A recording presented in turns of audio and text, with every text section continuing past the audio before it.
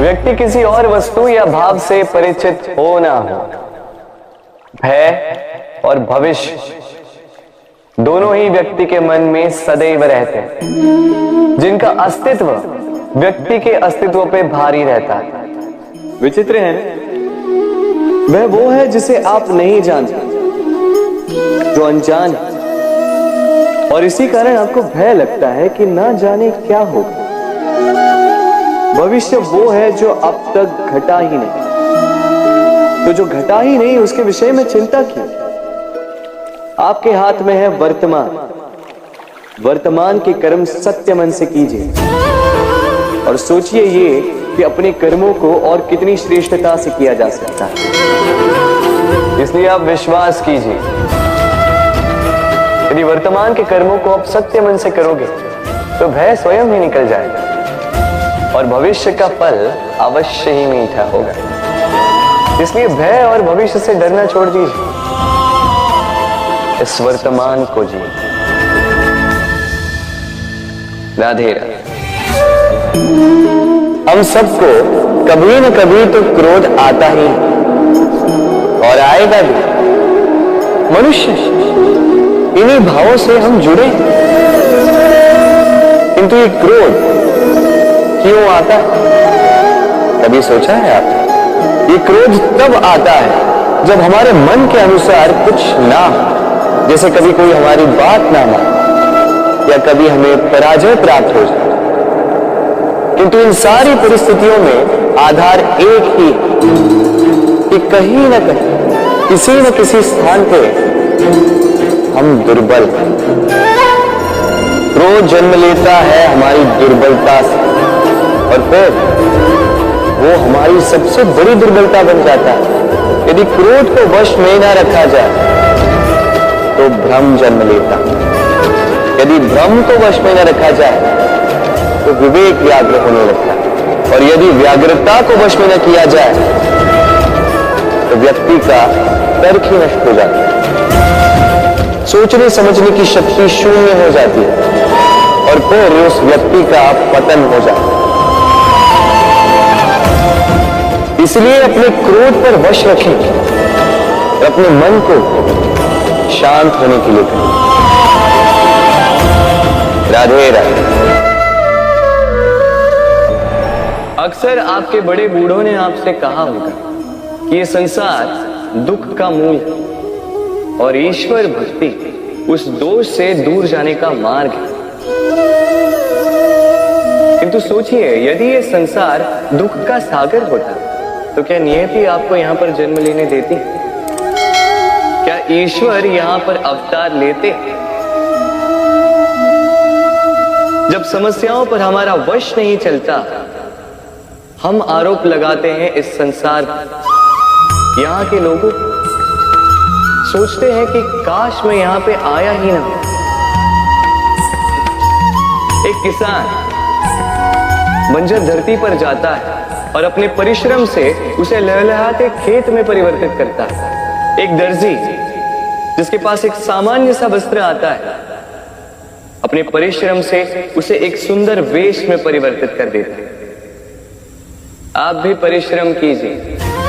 ये महत्वपूर्ण नहीं है कि आप किस संसार में आए, ये महत्वपूर्ण नहीं है कि आप यहां कैसे आए। यदि कुछ महत्वपूर्ण है तो वो ये है कि जब आप गए तब आप इस संसार को कैसा छोड़कर गए। तो ये सोचकर जिए कि जो किसी के लिए नरक है उसे किसी का स्वर्ग बना के निकलोगे तो आपका जीवन और आपका संसार दोनों धन्य हो जाएगा।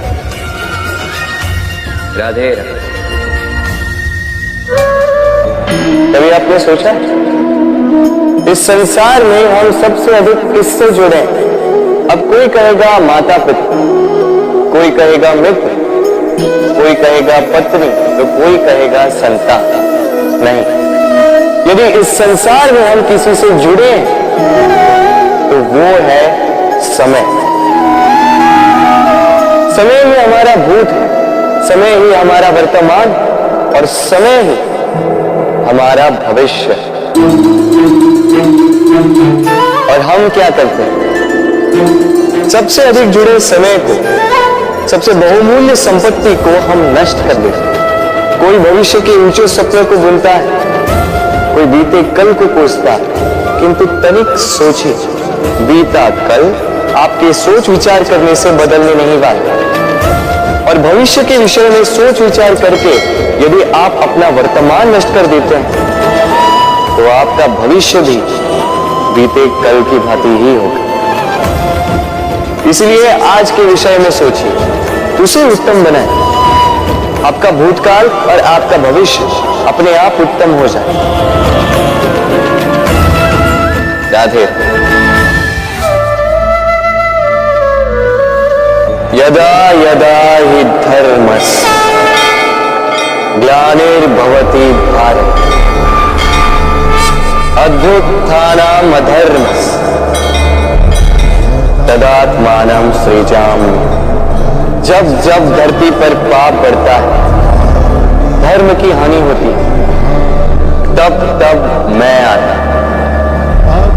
ये तो आप सब जानते हैं, किंतु क्या आपने कभी सोचा है कि क्यों मैं इस धरा का जीव बनकर ही अवतरित होता, क्यों मैं मनुष्य के रूप में आपके बीच में रहता? आज बताता हूं। संसार में पाप और पुण्य संतुलन में चलते हैं, किंतु जब पाप सीमा से आगे बढ़ जाता है, मुझे आना ही होता। कारण यह है कि आप मुझे भुला देते। चौंकिए मत, मैं आप ही में बसता हूं। बस आप स्वयं के भीतर बसे परमात्मा को भूलने लगते हैं। इसलिए मुझे आना पड़ता है आपको ये बताने कि सारी शक्ति आप में ही समाहित है।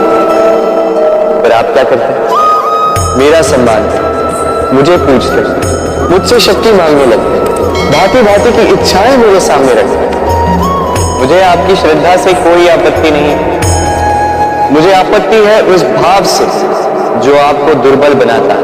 परमात्मा में श्रद्धा रखिए, किंतु स्वयं की आत्मा पर भी विश्वास कीजिए, क्योंकि इस संसार में ऐसा कुछ भी नहीं है जो आप नहीं कर सकते। हर नर में नारायण बसते हैं और हर नारी में लक्ष्मी। तो पहचानिए अपने भीतर के नारायण और बदल दीजिए इस समय के चक्र।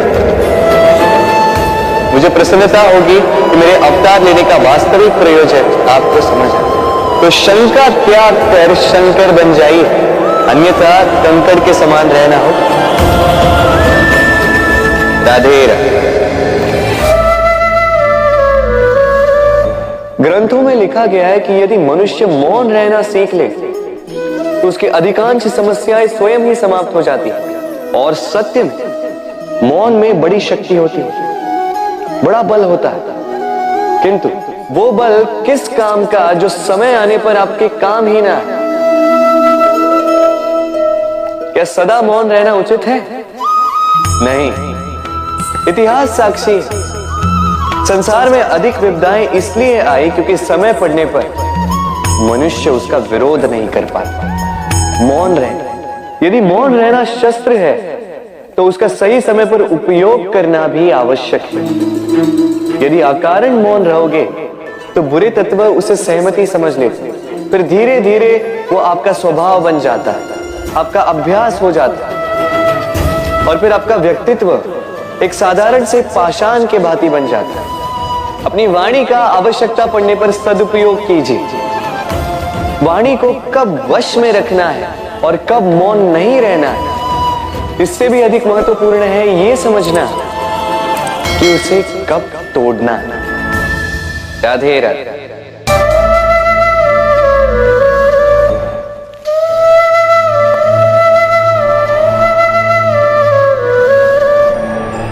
असमंजस में होंगे ना कि मैं क्या कर रहा हूं, क्या लिख रहा हूं। देखना चाहेंगे? अब आप सोच रहे होंगे कि मैं माटी पे माटी क्यों लिख रहा हूं। इसके पीछे एक बड़ा कारण है, किंतु वो बताने से पूर्व तनिक मुझे पानी पे पानी तो लिखने दीजिए।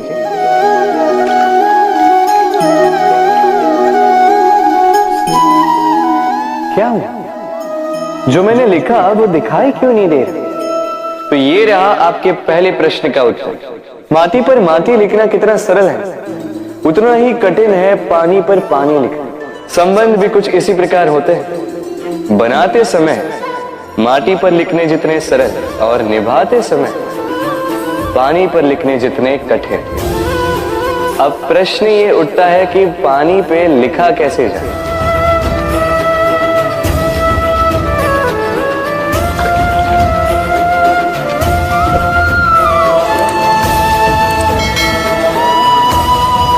इस प्रकार ये पाषाण जल की सतह से होते हुए जल में समा गए।